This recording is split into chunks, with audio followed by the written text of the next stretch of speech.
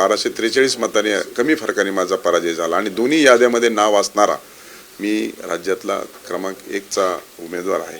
परंतु अशा पद्धतीनं कट कारस्थान रचून माझ्यासारख्या छोट्या माणसाच्या विरोधात अशी भूमिका घेणं ही दुर्दैवी आहे. शेवटी आमचा कार्यकर्ता झुंजला, संघर्ष केला, गेली 5 वर्ष झालं संघटन मोठ्या प्रमाणात उभा करतोय आणि एवढ्या मोठ्या बलाढ्य शक्तीचा पराजय करण्याच्या दृष्टिकोनाने ईर्षेला पेटला होता. परंतु असे कट कारस्थान रचून हा पराजय झालाय. त्याच्यामुळं ही बाब गंभीर आहे, दुर्दैवी आहे. मी वरिष्ठांच्या कानावर निवडणुकीतच घातली होती. त्याच्यामुळं आज फक्त त्यांनी कबुली दिली आहे मुळे हा प्रश्न मीडियासमोर आला. एक महत्त्वाचा प्रश्न आहे की राम शिंदे जे भाजपचे उमेदवार राहिलेले आहेत त्यांचं असं म्हणणं आहे की माझ्या भागामध्ये महायुतीचा धर्म पाळला गेला नाही, अजित पवार यांची सभा झाली नाही, कुठेतरी हे सगळं मी कटाचा बळी आहे अशा पद्धतीचं विधान त्यांनी केलेलं आहे.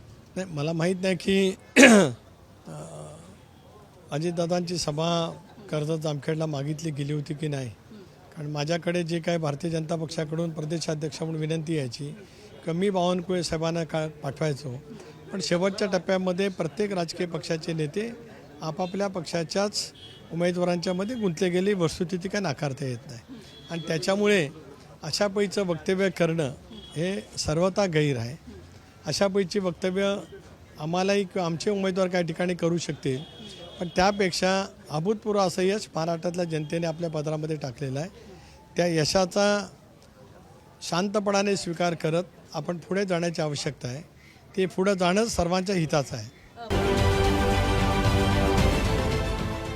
देश विदेशातील प्रत्येक घडामोडींचे लाईव्ह अपडेट मिळवण्यासाठी आता साम टीव्हीच्या सर्व सोशल मीडिया प्लॅटफॉर्मला लाईक, फॉलो आणि सबस्क्राईब करा. तसंच सर्व नोटिफिकेशनसाठी बेल आयकॉन प्रेस करायला विसरू नका.